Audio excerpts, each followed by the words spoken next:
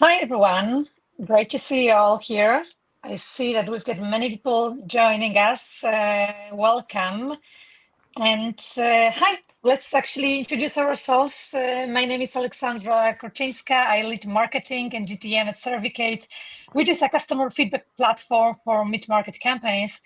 And Survicate is natively integrated with Customer IO, which brings us to our partner to Giorgio. So I'm really excited to be hosting Giorgio today. And Giorgio, great to see you. Welcome. And could you briefly share what you do? How are you, Giorgio, today? Pretty good. Thank you. Thanks for having us. Good. Yeah. My name is Giorgio Leonardi. I'm based in Italy, and I work on the ops department in the marketing team in Customer IO. So we led the whole GTM motion, and especially these days, the AI motion as well. Great. So I will be like super happy to discuss with you various topics from hyper-personalization at scale, using zero-party survey data, automating feedback in general with marketing automation software as Customer IO based on Survicate's data. I see that we are still waiting for a couple of people to join, but before we're gonna move to the core, let's do the base work. If you have any questions, please ask away. There is this Q&A button, and together with Giorgio, we're gonna answer to all of the questions after our webinar. It should take around like 45 minutes. And while we're waiting, we also have some questions to you, some polls. So the first poll would be, do you run any customer surveys? And that will be helpful for us to understand what is your current stage, what you're looking for. If you have any particular questions you'd like to ask, and then if you are looking for something specific, also let us know. We'll be able to answer to all of your questions and go through all of the issues and comments as well, hopefully. Yeah, there's also like the second pulse we're gonna have in a second around the question if you are running any automations based on the surveys and based on the zero-party survey data. Cool. And yeah,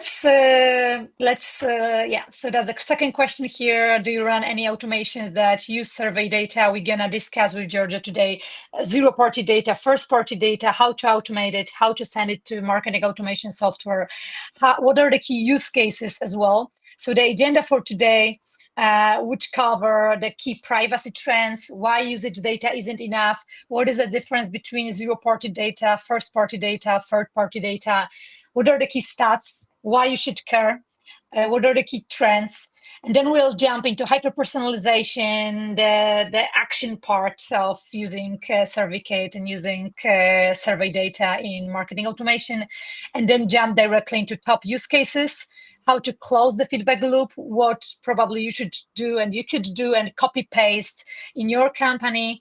And then we'll jump into the AI native features you should be using. And also there will be some agentic flows that I'm really excited of to see what Giorgio will present to us today. And then we'll end with the Q&A as promised.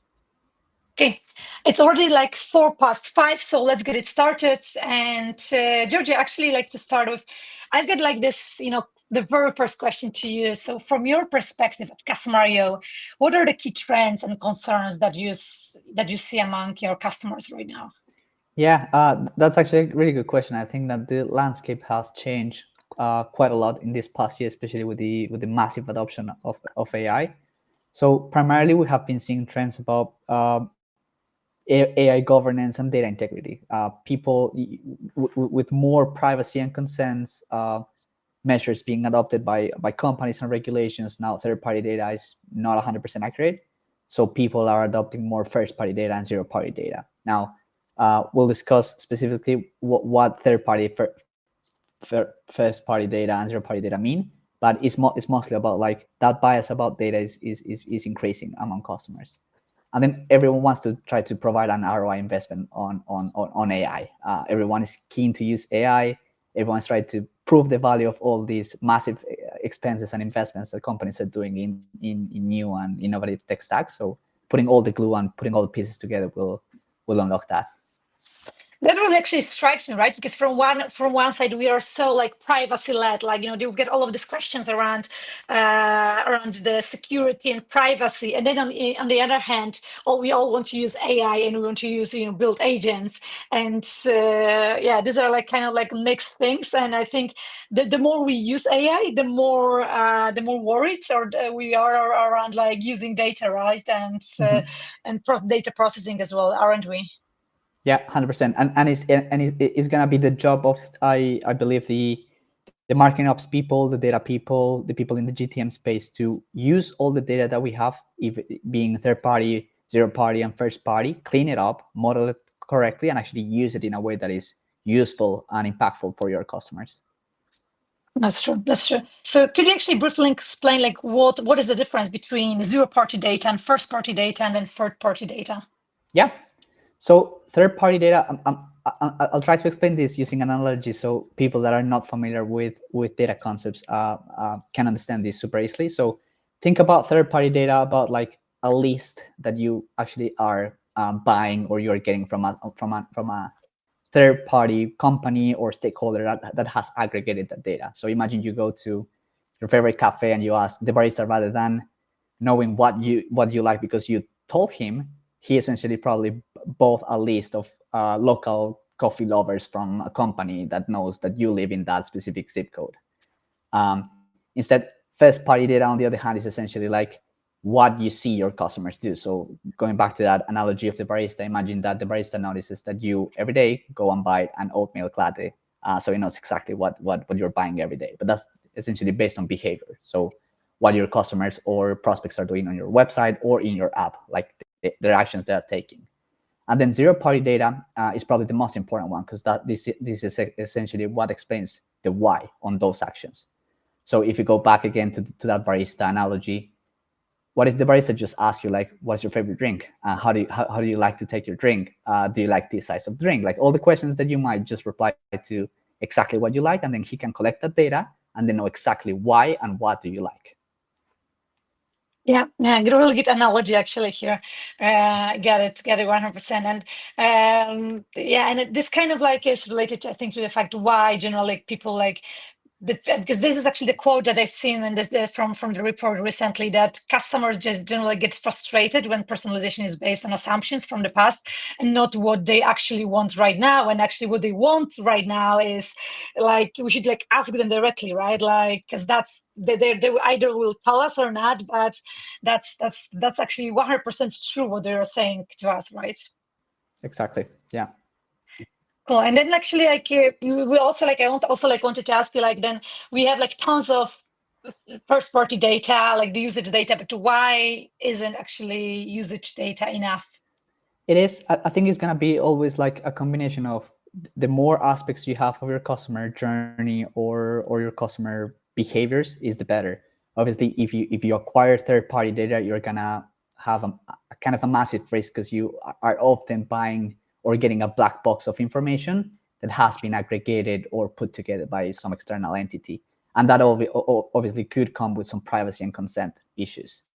Then if you only use first party data, then you're essentially just relying on the what aspect. So it's essentially like what someone is, what specific action someone is taking, what are the behaviors that this individual is taking in your website or in your app.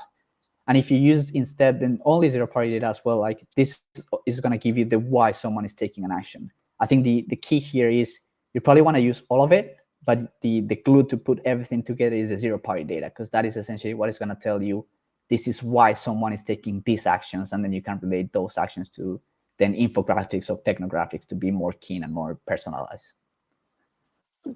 Got it. And you mentioned again like the word personalized. I think this is gonna be like the key keyword here. And could you also like share with us, like because the end goal is personalization, and there's also like this fancy word of hyper-personalization. And assuming that we've got tons of data and hundreds of data, so how to achieve hyper-personalization at scale? What is the key factor here?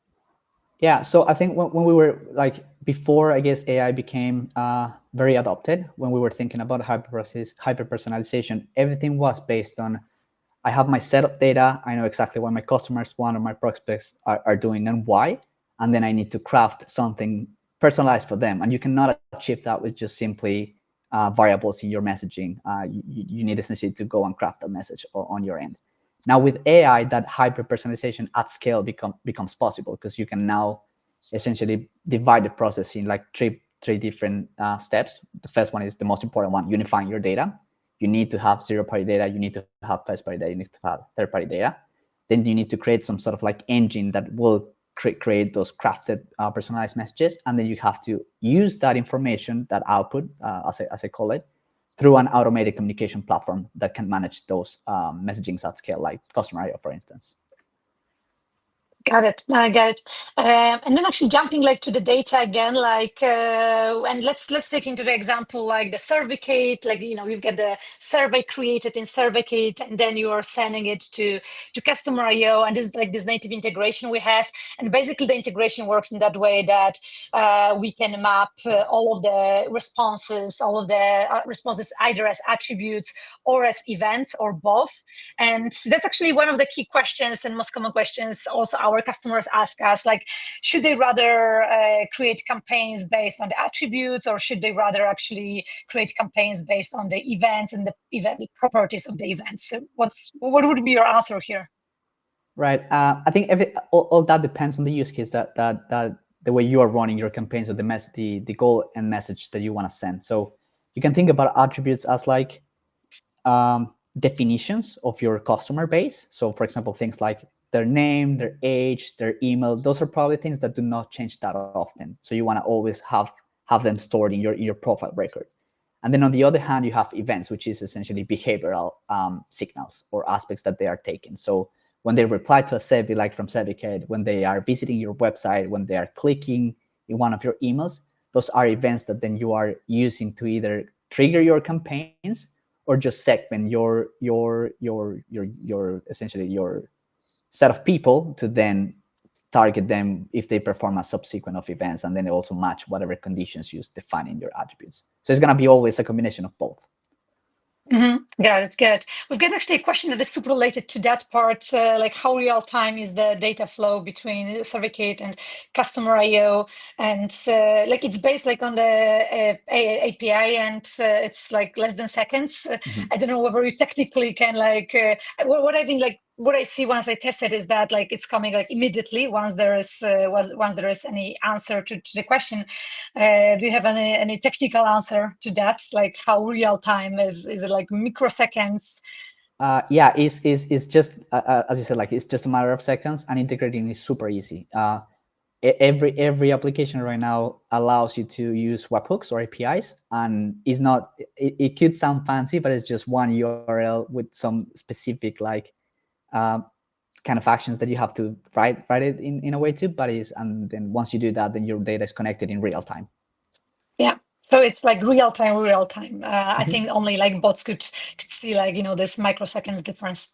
Cool. And let's jump into like the topic of the feedback loops and like the automating the feedback. And what is actually really interesting, what I found also recently in one of the report from 2025, is that only like 36 of companies say they have a well-defined customer feedback loop.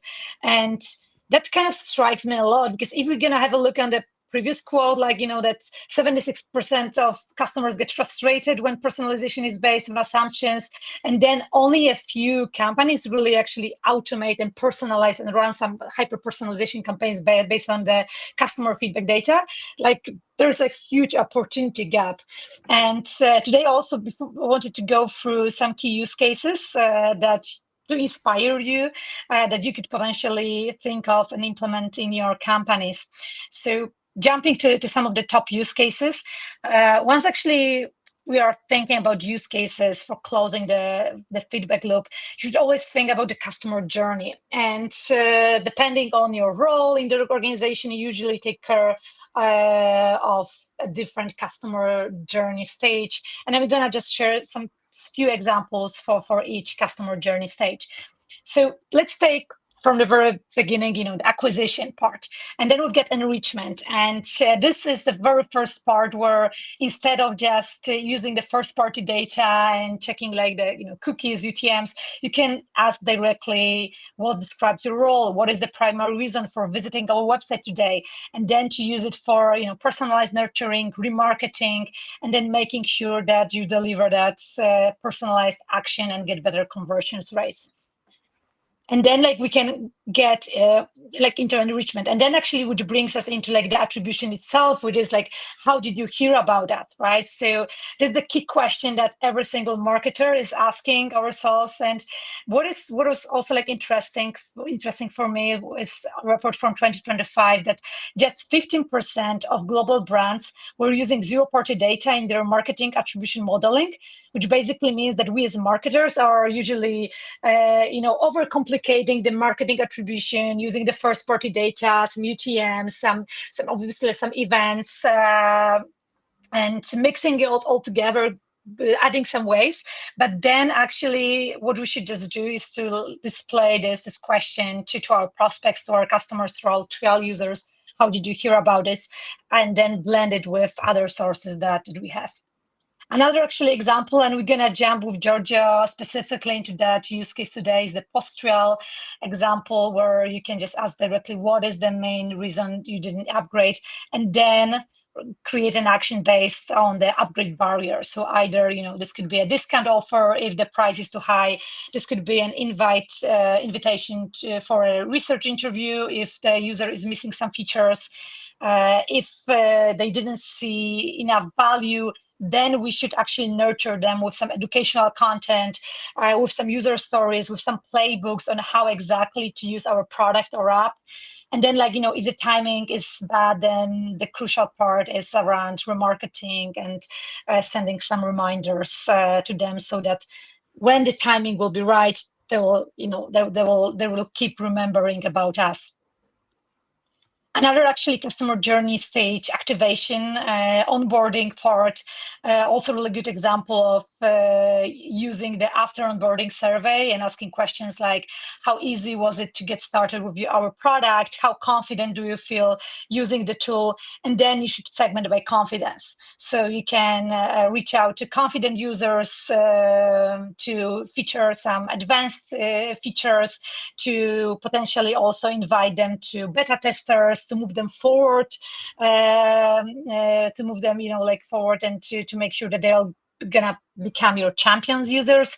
And then you should also have another flow for your low confidence user to get some support content, to educate them more, potentially to re-onboard them as well. Then we go down in the funnel, we've got the purchase stage, and the obvious one is the abandoned cart, and with some questions like what stopped you from completing the purchase. And then I think the key action would be to segment by intent, and when the price is too high, then you can offer that promo offer. And that's, I think, one of the key reason is that they're either unresponsive or undecided because they didn't have enough time to play with the product. And this is how we should actually react. This is we should react with some product value, with some playbooks, with some use cases, with some templates they can use if we know that they're undecided or just didn't have enough time to test the product. And then again, if the timing is bad, if they are not ready, which is a common issue specifically in the B2B segment, then the retargeting campaign, both using the emails as well as some remarketing across various platforms, that can be also an action if you are segmenting your customers, your users by intent there. And then actually, we've got, when it comes to the purchase, we've got the post-purchase, and some questions would include how easy was it to complete your purchase, or how would you rate your checkout experience? And here definitely you need to segment by purchase driver. So if it's the price and value, then you can think of you can think of any kind of loyalty discounts or personalizing the whole messaging to showcase the value for money and make sure that the way you are talking to them across various channels is related to their price sensitivity. If it's, like the features, the quality, then you also like need to make sure that you are pushing the upselling, you are pushing some add-ons offer, because you know that the price is not an issue potentially, that they decided to purchase your product because of the features, because of the quality. And this means that potentially this segment is ready to buy more from you. And then, like, if you know that that was actually a referral recommendation, you can go also like with that path. And I think that one of the key and most interesting use case with the post-purchase reason is that if the purchase driver was a need or like urgency, that they specifically in the e-commerce situation or like B2C situation, if we knew that they bought our services because there was this urgency need, this is this kind of a customer segments who's gonna need all of the reminders, right? Because they would never actually act on their own. They would always like need some reminders to purchase again, to order, to get your service again. And then once we get the engagement, product engagement, I think like meeting needs is crucial here, and understanding whether we meet your needs or not, whether our product meets your needs. And here are like a couple of questions we can ask. And I think open questions are crucial here, because obviously we can ask them, so we can ask them some CSAT questions, we can ask some multi-choice questions to get some answers. But I think here what we value the most is the feedback around the product, around the service, which is an open question. And we're gonna also like jump further how to use the text answers to automate the flow, because I think that was the missing part over the years, right? Like how to basically run some automations if you've got just the unstructured content. Don't you think, Giorgio? 100%. Yeah, like the fact that we can now collect unstructured data like text based and then now run an analysis or even classify it to actually use it being effectively with AI especially is a game changer. Yeah. Because usually we get like tons of like tasks here. We could do this, text analysis here, but with the AI and both, with the AI features in Survicate and Customer IO, this is a true game changer, that you can basically act on the text data. You can act on the unstructured data that the customer is providing you with. Exactly. Yeah. And then you can also like segment it, like by engagement signals, right? So if you know that they would like to, request new features, you can invite them to beta testers. If they're talking about specific most valued features, you can also do the upsell or cross-sell with related functionality. And if this is like, low satisfaction score, then you should definitely trigger some help and support outreach. But I think with the unstructured data right now, we can be much more precise, and we can also like just choose the action that is super relevant to what they just said to us. Exactly. Yeah. Well, just to add super quick on that, we have seen also like in tools like Gong or anything that does like call transcript, how important is the engagement within the call, or how important is the tone with something is being defined. So when we capture that unstructured data from service and we can analyze it, that also has a layer of more data we can use. Yeah, that's true. That's great. And then like that was also the reason why we actually started to develop a few years ago, and we have the Insights Hub also right now, so that basically which allows you to analyze all of the unstructured data like coming from various platforms, all of the customer feedback coming from various platforms, including like this text answers from your survey data, and then compiling it all together and giving you insights you can act on. Because I think the chaos, like once we get a scale, right, like once we get a scale of all of the feedback sources, all of the information coming from like so many different platforms, it can be super scattered and it could be super chaotic, and it's really hard to act right on such a unstructured and hundreds of thousands of data we have. Yeah. The more that unstructured data can be analyzed and be presented for us marketers or people that have to act upon it in a more digestible way, is going to have the better impact on the long way. Yeah, agree. And then we can also like jump into the, like the use cases of retention and advocacy, like the standard use case over the years, the NPS, like how likely are you to recommend us?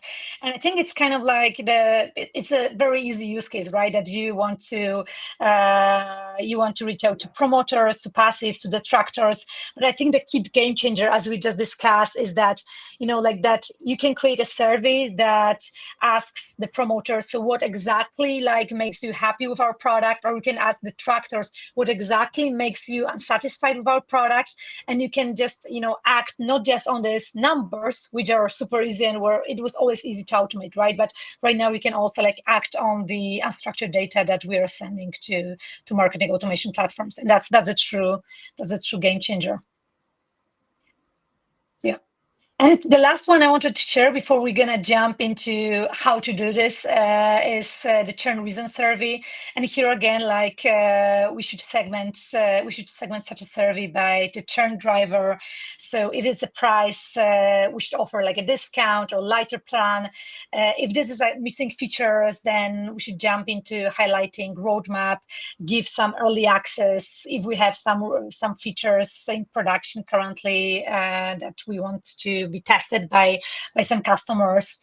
If it's the low value, then we should jump into sending some playbooks and templates, specifically if the user didn't use it, because I think for most of the digital products, including B2C and B2B platforms, the issue is that we are paying subscription, but we are not really using the tool, right? And then after a few months, we kind of decide to turn, we kind of decide to cancel it, and that's the key goal: how to make the user really to use our product, how to use that personalized reach out to make sure that we will persuade them, we'll show them like quick way to start using our product, and we'll also show them some benefits of using our product. And then we'll also, I think, here generate this FOMO, right? I think that FOMO, generating FOMO is also important, so that they know how much they are missing once they churned. Yeah. And then obviously once the reason is like switching tool, then it's all about collecting the intel and then, triggering some win back campaigns later across various channels, which also actually brings me to the question, if you can share more, like, because we are talking around, acting on feedback, and I've been mostly going through the emails or some in-apps we can trigger, but can you also share more, like, is it like possible like to build some segments and do the remarketing here, if we know like, and what is actually required to run also some remarketing with Customer IO? Yeah, so once you push your data to Customer IO by, for example, being signals as like survey responses, or you're just passing data or restructured data into your customer attributes or your object attributes, then you can segment based essentially on any combination of any of those. So you could do like, a customer has performed the following events, has responded to the following service with the NPS score being within this threshold, but also I only want to segment my set of users that belong to accounts that are still in a trial, or I just want to segment based on all those signals also on people that are on accounts that are trials and are only in North America. And then you can act upon those segmentations. So it's super flexible when it comes to that. Yeah, that's great. That's great. And there's a good question coming from the audience. Is there a playbook that will be shared with us to dig deeper into the use cases discussed on the call? Yes, like we'll share this, and then we will also like email you like a link with some key use cases.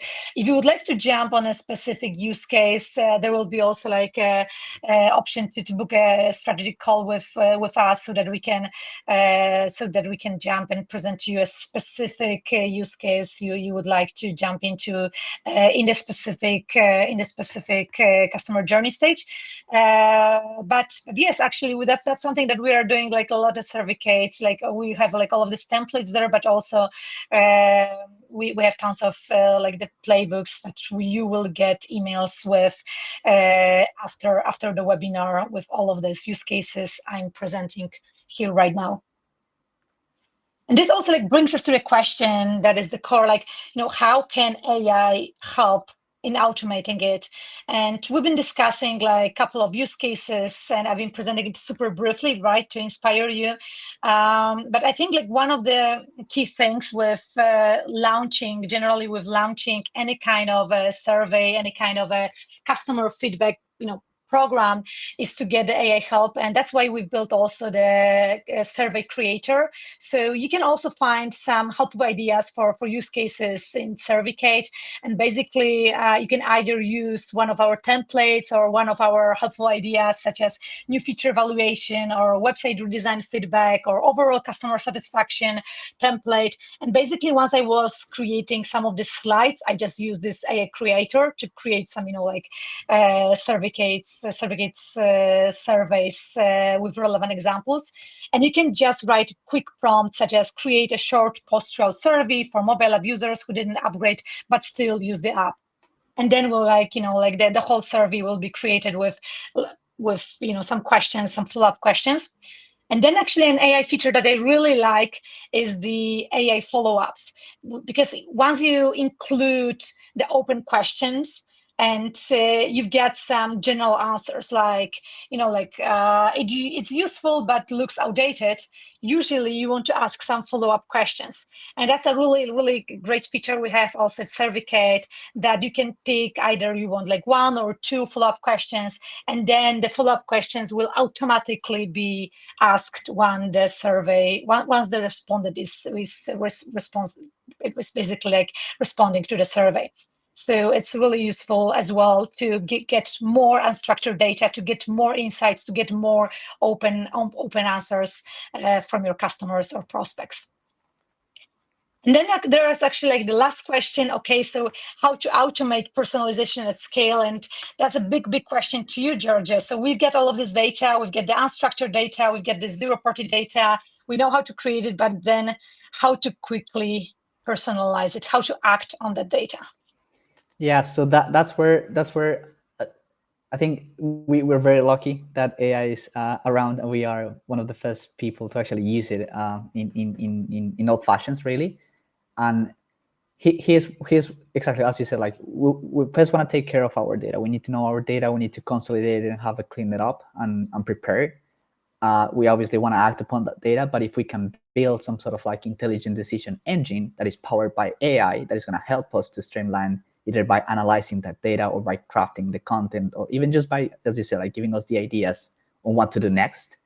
That is going to be the key differentiator here. So today we prepare a quick demo essentially on how you could get started with AI agents by listening to signals from a survey, like the Survicate post-trial one that we created, and then how you can actually take action on that using a platform like Customer.io to actually send messages, hyper-personalization messages to your audience. So for agents, you'll see that I added a few logos here: Anyden, Zapier, Lindy, Google ADK. These are just a few platforms where you can build agents. There's really no preference, whatever you feel more comfortable in the no-code space, or you can go deeper and use something more technical like LangChain or even the Google ADK. And then you need an LLM. Again, here I added just a few logos of a few companies that probably you all have seen in the past 2 years: Gemini, OpenAI, ChatGPT, DeepSeek, Claude, or even Meta or Llama, which is open source for that. Cool. So without any further, let's jump into Customer.io. So I have prepared here a few test records. So you see, I'm just going to open this one.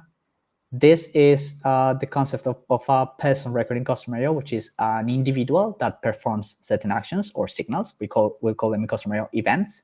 And then it has attributes, which is essentially defined data points of this user. You see that we have the role of this individual, a name, a last name, and already a few responses from service. And then we have something in Customer.io called objects, which are essentially relationships that you can establish between a user and an entity. In this case, this entity is representing a business, Modern Threads, and I added a few third-party, first-party data here. Obviously, everything is sampled. So metadata for third-party data, I added the industry and the region of where this company is based. But then I added as first-party data the features being used. So you see that this account specifically has used the API, the SSO, and then has used advanced analytics. Obviously, all this is sample data. Then a few more things about like which plan they are, and then some usage metrics. And then we have the zero-party data. And I think I saw in the chat how fast was the, you already answered it, but it's instantly. How fast was the integration between Survicate and Customer IO? And you see, like, I have this survey. I think this is the last question of the survey. I'm just gonna, okay, I just send it. And you see that if I just refresh here, now it's 5:35 my time.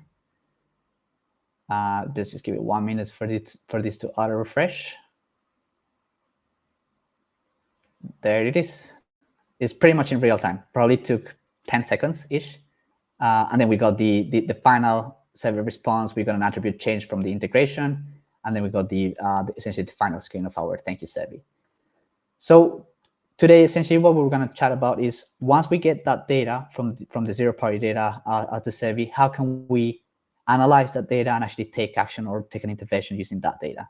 So we have one campaign that essentially listens for the survey response. And you see this is a campaign that is event-based, and our conditions are we want to trigger a journey of an individual that has responded to this survey and has gone to the last question of the survey. In this case, this is the last screen that you saw in the survey. Then we just have a condition that is essentially a segment-based condition. You see here we're using attributes, and we're essentially saying, okay, I want, when the survey is responded, the final question of the survey is answered, but I want to make sure that all the answers that we want to collect in the survey are out there. And then when that is performed, I added up forever here so we can see. We have the record that I just sent. And then we're sending data somewhere else. In this case, we're using NADEN to create our AI agent. This is the webhook structure that you will follow. You always need a URL, which is your endpoint, is the place where you're going to send the data to. And then you can pass anything. In this case, this might look scary, but this is just liquid. And in Customer IO, for example, if I want to use a variable from, let's say an attribute, so I want to use the company name, I can just click here, and then I just add it, and that's it. You don't need to even worry about writing the liquid. So the preview of this, you see we're passing the account status, which is what is the business, the status of the business related to this individual, when it was created, what are the features that this account took, which I shared before, what are the financials of this specific account. In this case, this is a trial, so we have an LTV of 0, an MRR of 0, some metadata, which will be our third-party data piece.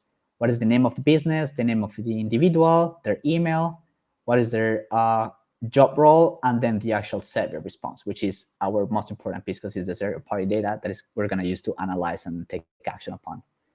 So in NADEN, if you have never, if you have never heard the word AI agent, or if this is the first time that you are looking at an AI agent framework, usually tools like NADEN, Zapier already pre-built this for you. So you don't have to worry about like, how can I start with AI agents?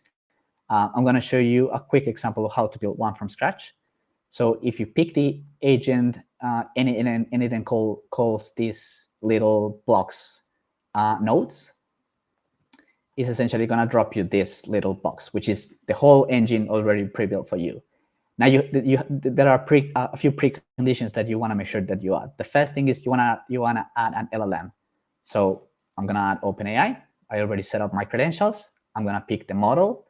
And if you have used ChatGPT recently, you probably have been using GPT-5, but you could use pretty much anything because this is just using whatever model you tell them. So I'm just going to use GPT-4.1.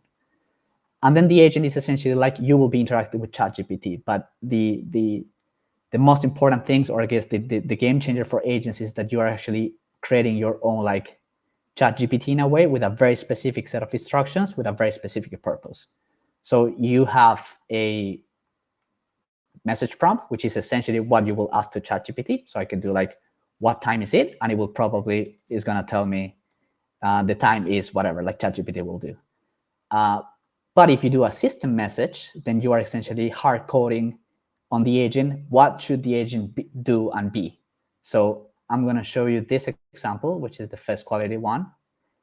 You see that my system message is, you're a meticulous data quality analyst AI. Your sole purpose is to determine if a user's free text survey response is genuine, actionable feedback, or if it is just junk or irrelevant. And then it has to provide a brief reason on the decision and then output the data in a very specific format. In this case, I wanted a JSON.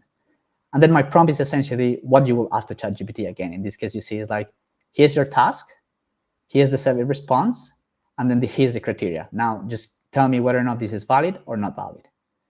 So we're going to send a test now. I'm just going to open here. You see, I'm just going to send the data. This with customer, this will be sent automatically. You see, we got a message that the data was sent. And then in any, then you see that now we got received the data that we essentially sent from customer.io.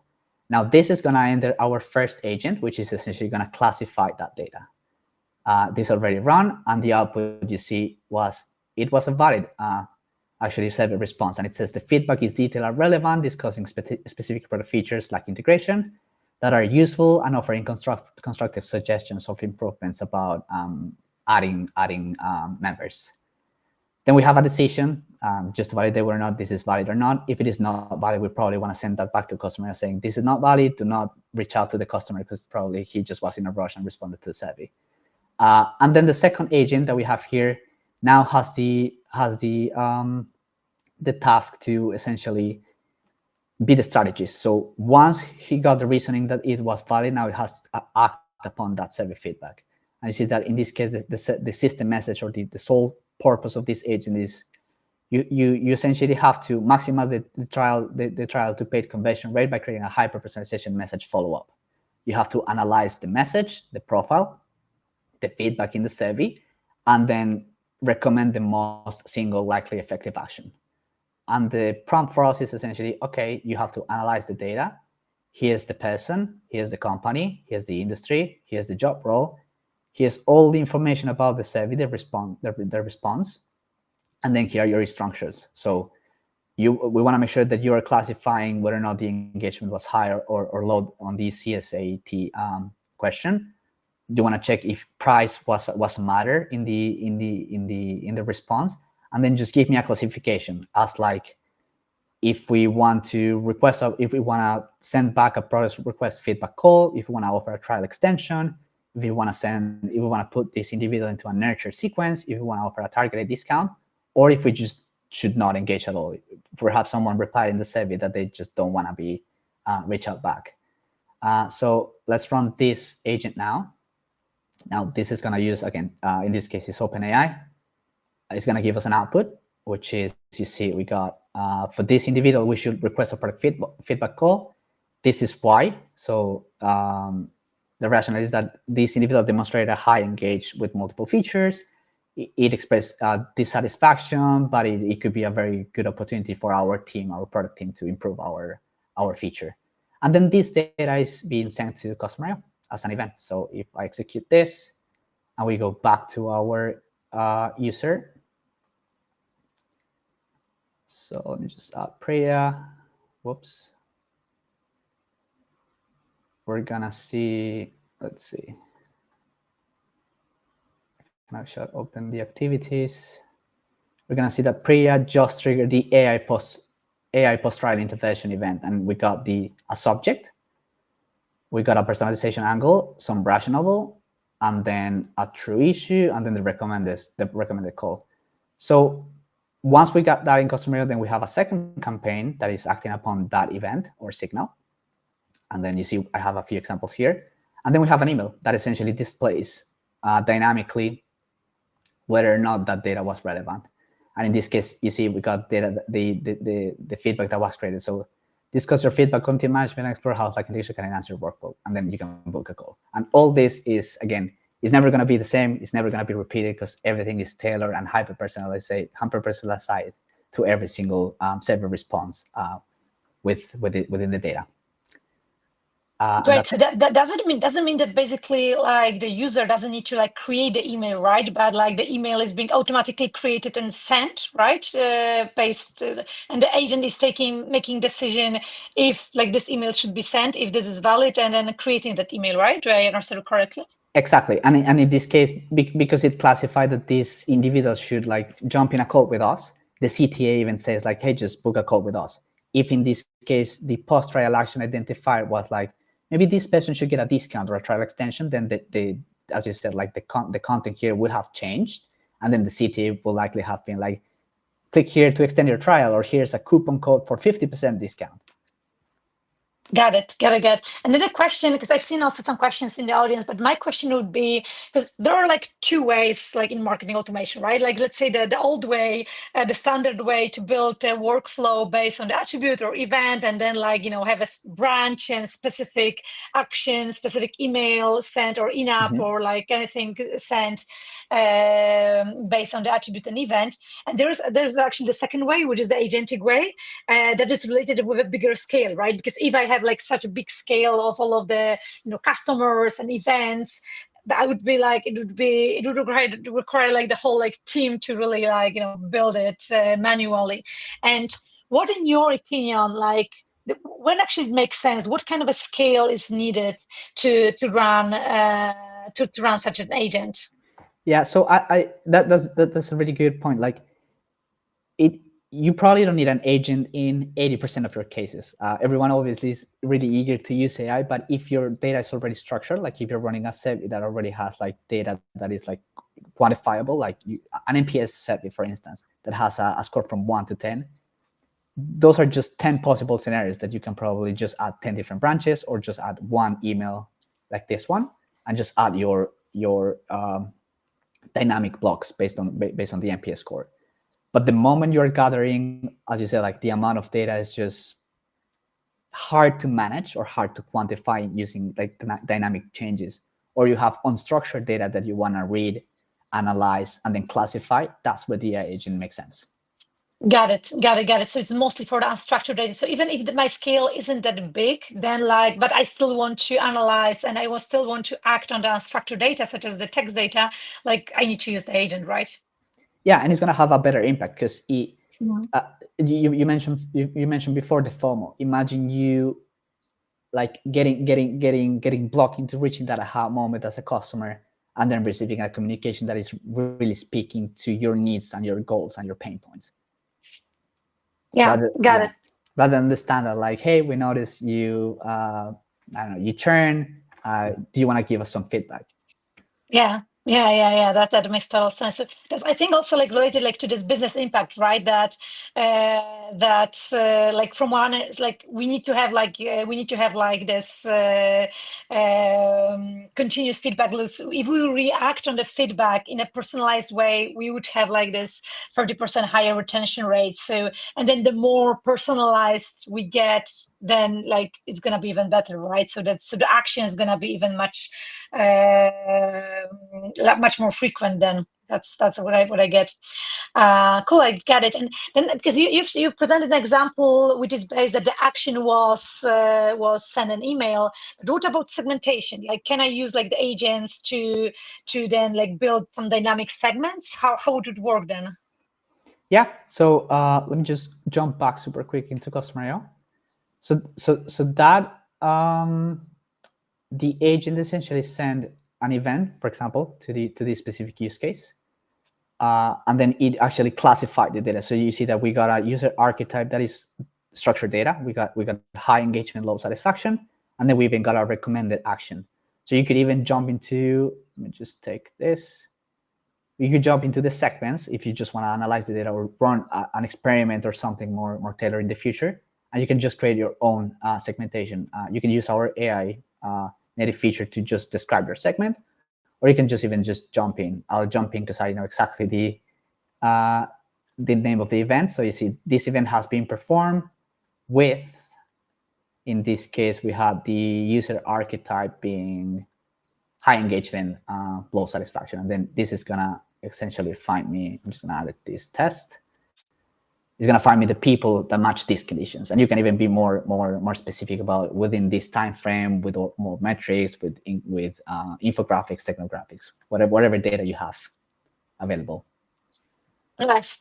So that's actually how I can then mix and blend various sources of data, right? And to act on general like various sources of data, regardless if I'm running like 5 different surveys, right? And then they will like potentially be all blended together in like this one segment of high engaged, low satisfaction. Exactly. You could be like as like always like following the zero party data approach and the FOMO. Just ask your customers what are their pain points, what things they like, what things they would like to change, and then use AI to analyze and structure that data so you can use it if you want specific in specific ways. Got it. Super, super helpful. I think that was like it more or less on our end. We can jump like to some Q&As, and there were some questions as well.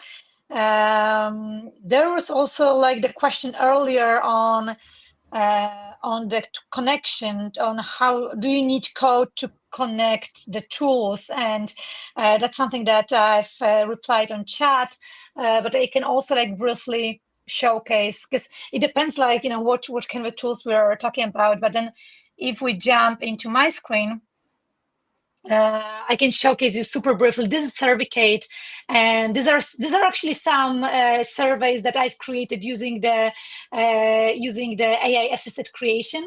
So that was super simple, because I wanted to actually show you some use cases, and this is basically how I did it, right? So I created a new survey, and let's assume that this is supposed to be a in-product survey, so I want to display it in my mobile app, or like to a specific segment of my customers, to my logged in customers in my B2C app, and then basically you just write here your survey idea. The better the prompt will be. Obviously, you're gonna get a better survey, but let's just use very quickly a prompt such as create a post-trial short survey for my mobile app users. They didn't upgrade after 10 days trial, but they were actively using the app. You can also like there are some helpful ideas which Survicate just suggested me, but it's super quick. And then I'm going to show you on the basis of that survey how to connect it to Customer IO. So, that's great. Actually, just connect it. Actually, this is the post-trial feedback survey. And I've got all of these questions here. And that's also like, I've got this, please share any additional feedback or suggestion. And this is an open question we just discussed. I can also like set up here some IA follow-up questions. So I'm gonna just add, one follow-up question, and I can like even test it currently. Like, I didn't find what I was looking for, and let's see. And then there is this AA follow-up. Can you specify what you were looking for that you couldn't find? Because like as a user and as a marketing person, as a customer success person, you want to ask this follow-up question regardless of what the user has said here. So that's going to be also this kind of unstructured data that we're going to be sending to Customer IO. And then the only thing, once we're going to like create that survey, the only thing we're going to do is to find Customer IO. I think it's like kind of already connected. And all you need to do is to get the site ID, the API key, and then choose your data center, like whether it's Europe and United States. It's also like should be related to what you have in Customer IO. So you just need actually these two things, and then it should work, right? And then you should just create map the automation, right? So you can either send responses as custom events, and this is this, and then you can map some attributes. So for example, I would like to map the attribute, please share any additional feedback or suggestion, and create an attribute name with post-trial suggestions. And then just, test integration. I think the data should be already there. So it's just one click. You just need the ID. If you are the workspace admin, you should get the ID just in one click in Customer IO. But if you are not the workspace admin, you can just, ask your developer and just copy paste the ID here. And it's going to work for your whole Survicate account. So you don't need to reconnect it for every survey. It's going to be automatically connected. You just need to do the mapping, right? So you just need to click that, hey, I want to send all of the events as custom events, all of the responses to Customer IO. And then you can also create some attributes and put here some extra attributes names. And that's That's it. And then you're going to test integration. This is something we, with Giorgio, we just presented. So the data should come in a couple of seconds with some test customer data. There's another question. How does AI analysis work? I guess that depends on the type of analysis that you want to run. So, for example, if you're more keen about what is the example that we had, for example, what was the how would we classify whatever type of data in, like, if someone had high engagement or high satisfaction, you could just ask the agent or just ChatGPT, even whatever LLM you're using, to like classify it based on the parameters or the conditions that you're setting. Obviously, if you can provide examples, that's better, because in that way the LLM or the AI agent has some framework to follow. But yeah, it really depends on what type of data do you want to analyze. Yeah. And then it's quite a general question, I think, here on the like AI analysis. So depending on the tool as well. Also like to quickly like share with what we've got like at Survicate. As I mentioned earlier, like is the Insights Hub. So at Insights Hub basically is a product that allows you to connect any sources, any feedback sources, and here we can think of all of the feedback sources from all of your CRM, like Zapier, App Store, Google Play, some Google reviews, Gong as well, and then we use the ChatGPT as the AI, but then you can use Insights Hub, which is created specifically for you to draw some insights and then see exactly what kind of insights in different categories you have based on all of your feedback sources. And then you can also jump into the specific feedback note if you want to see the sources. So that's the AI analysis feature that we've got inside Survicate. There's also like this AI chat where you can basically talk to Survicate and ask some general questions about your surveys and about all of the feedback sources that you have integrated. So it's going to also like analyze all of the unstructured data, including the open questions, including the AI follow-ups questions, including all of the reviews, or even the transcriptions of calls that you connected to Survicate. And there was also like a real nice question I like, and you kind of answered this. That was the question on the scale, right? And there's a question, how many contacts should you have to run hyper-personalization? So is there like a limit, like, we would say like 100K, like minimum limit? So my sort of like rule of thumb approach is the moment you cannot handle it manually anymore, it needs to be automated. Obviously, if you have, I will give you one example. I remember when I had a little web design agency and we had like 10 clients, I was taking the time to craft every single email, even if it was just promotional, written by me, because I wanted to have that high personalization experience. If we were talking about like Survicate or customers that have more customers than you, they cannot craft every possible email of every possible scenario, that's where we should rely on something like an agentic framework, or get the chance to use AI, because it's just going to unlock more outcomes for the better than for the worse. So it's going to help you to maximize those results. Cool. Thanks a lot. And let me see, I think we've answered to all of these previous questions earlier. Yeah, so how real time is the data flow between, that's something we've answered. And there's also like the playbook. So just to like remind, we will be like sending you like a playbook with some use cases, also like this presentation, and you're gonna get access to the recording as well after the webinar if you want to come back to what we were just showing or saying. But also like if you want to like talk to us and get a strategic session with either Customer.io or like Survicate, you can also like book a demo with us, or just reach out to me, Giorgio, directly via LinkedIn. We'll be really happy to discuss some of the use cases you have or some challenges you have as well. Cool. Thanks a lot, Giorgio. It was actually lovely to have you here. And I hope we're going to have a chance to run another webinar. I really think that we should have a dedicated webinar just about the agents and building agents on how to act on feedback on some specific use cases, because I think we kind of just touched the ground, right? Like we kind of like just showed, okay, this is how we should do this. But I think like on my own, like as Survicate is also like a customer of Customer.io. So I think like I would like to see more in depth how to really build this agent to be able to act on feedback in a more seamless way and quicker, basically.